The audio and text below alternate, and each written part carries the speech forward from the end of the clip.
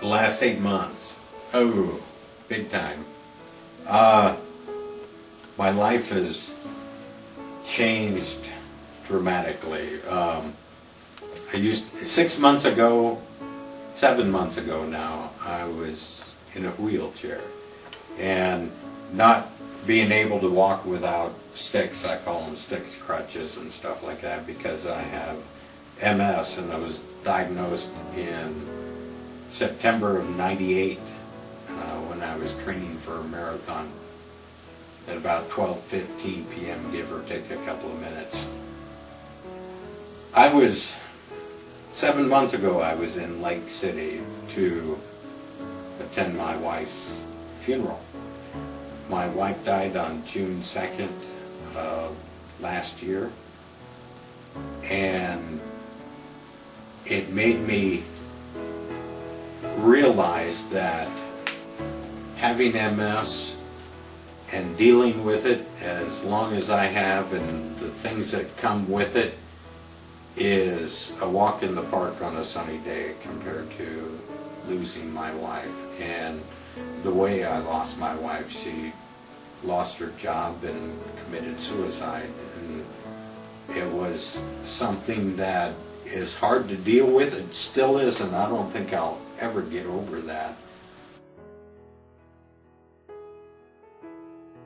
I was always a believer, but I wasn't as strong as I have been the last 6-8 months, or since that happened, and I didn't know what to do. I didn't know where to go. I couldn't walk very well. I was on my own. I had to figure out what to do, and I asked God. I didn't know what I was going to do. I asked God in my prayers to let me be with my wife.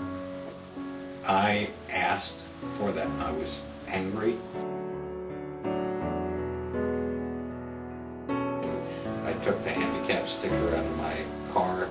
I took my crutches or my sticks out of my car. They're not in there anymore.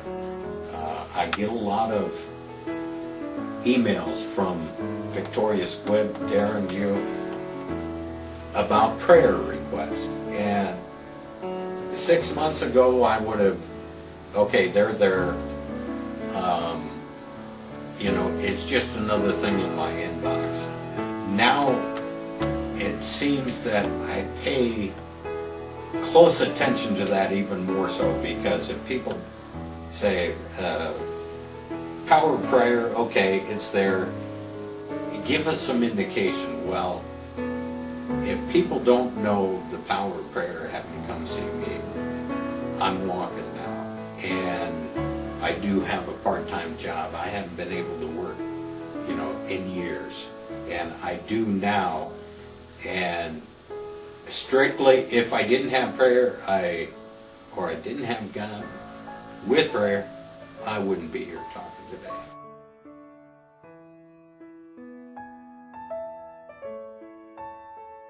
But physically, I needed to be close to her on earth, and that's what brought me up here. And it brought me to Central Christian, and it brought me closer to my faith, or stronger in my faith in God, because without prayer or faith, I wouldn't be here today. I know that for a fact, because I couldn't get through it without the help of people praying, or the church family, and I could not get through it, and I don't see how anybody could.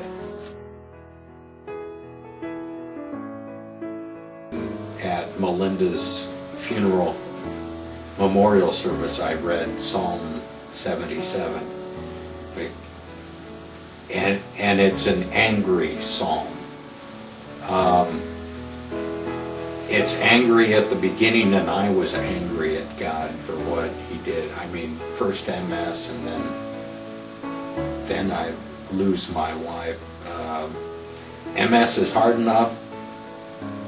but it's really easy compared to losing my spouse. And I read Psalm 77, and I started off on it and reading it, rereading it, and I thought, man, this is angry. This is very angry. And I'm not that angry at God, but as you get into it, the writer remembers why God is God, and he praises him for what he has done and what he has done for him in his life. He expresses anger for what has happened, the trials and tribulations that they go through. I have expressed anger, but I know what God has done. I know that God does not have me in a wheelchair right